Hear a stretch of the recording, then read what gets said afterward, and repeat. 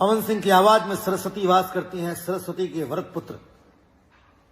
आवाज ऐसी कि किसी को भी सम्मोहित कर ले। मैं जब पवन सिंह को जानता भी नहीं था और मैंने उनका पहला गाना सुना था तो मैंने कहा यह सिंगर कौन है।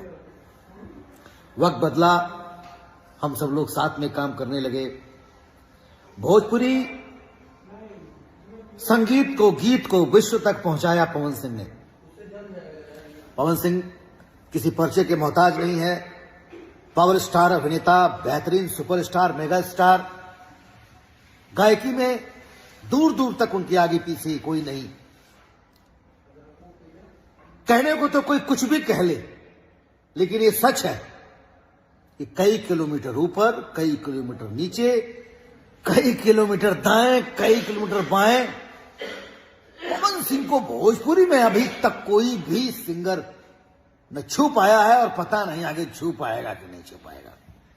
ये कसीदे में चापलूसी में नहीं पढ़ रहा हूं, ये कसीदे में इसलिए पढ़ रहा हूं क्योंकि वो व्यक्ति डिजर्व करता है। 2023 आपके लिए सुनहरा हो। पवन सिंह बाबू, आप वो सारे कीर्तिमान स्थापित करें जो अभी बाकी रह गए हैं। बॉलीवुड के जरिए अपनी आवाज को आप पूरे हिंदुस्तान में पहुंचाएं। भगवान आपको स्वस्थ रखे।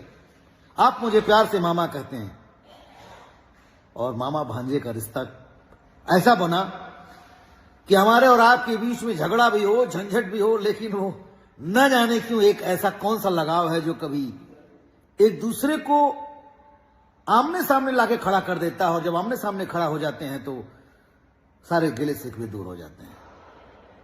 मैं आपको बहुत मोहब्बत करता हूं।